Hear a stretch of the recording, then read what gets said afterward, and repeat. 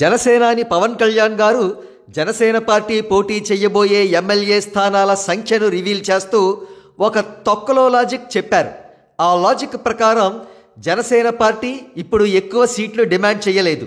ఒకవేళ 2019లో జనసేన పార్టీ 10 సీట్లు గెలిచి ఉంటే నేను టీడీపీని ఎక్కువ సీట్లు డిమాండ్ చేసి ఉండేవాడిని అని అన్నారు.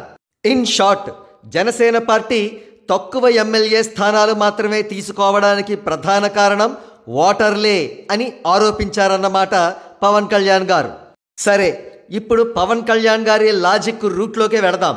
పవన్ కళ్యాణ్ గారు 2019వ సంవత్సరంలో జనసేన గెలిచిన ఎమ్మెల్యే సీట్ల సంఖ్య కేవలం 1. ఆ లెక్కన జనసేన ప్రస్తుతం కేవలం 1 నియోజకవర్గంలో పోటీ చేస్తే సరిపోతుంది. ఎందుకంటే అది 2019లో గెలిచిన నియోజకవర్గం కాబట్టి. మరి మీరు 24 ఎమ్మెల్యే టిక్కెట్లు ఎందుకు తీసుకున్నట్లు? అది చాలా బిగ్ నంబర్ కదా. ఇప్పుడు మీ పార్టీ ఇన్ని తక్కువ స్థానాలకు పరిమితం కావడంతో టికెట్ను ఆశిస్తున్న పదుల సంఖ్యలో ఉన్న ఆశావహులు ఎందరో డిప్రెషన్కు లోనయ్యారు. ఇక మీ లాజిక్ ప్రకారమే టీడీపీ విషయానికి వద్దాం. 2019లో టీడీపీ ఓడపొడిచిందేమన్నా ఉందా అంటే అబ్బే ఏం లేదు. చరిత్రలోనే కనీ విని ఎరుగని విధంగా 23 ఎమ్మెల్యే స్థానాలకు మాత్రమే పరిమితం అయింది టీడీపీ.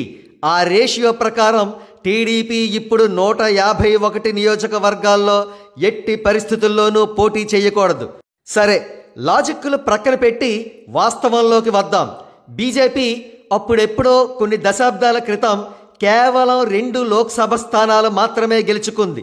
నేను 2 ఎంపీ స్థానాలు మాత్రమే గెలుచుకున్నాను, నాకంత సీన్ లేదు, కాబట్టి నేను తక్కువ స్థానాల్లోనే పోటీ చెయ్యాలి అని బీజేపీ హైకమాండ్ ఏనాడు అనుకోలేదు.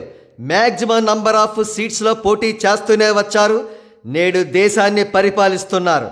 ఎవరి మీదో కక్ష పెట్టుకుని ఆ కోపంతో మిమ్మల్ని మీరు డిగ్రేడ్ చేసుకుంటూ ఉంటే మీరు చరిత్రహీనులుగా మిగిలిపోతారు. పవన్ కళ్యాణ్ గారు గుర్తుంచుకోండి.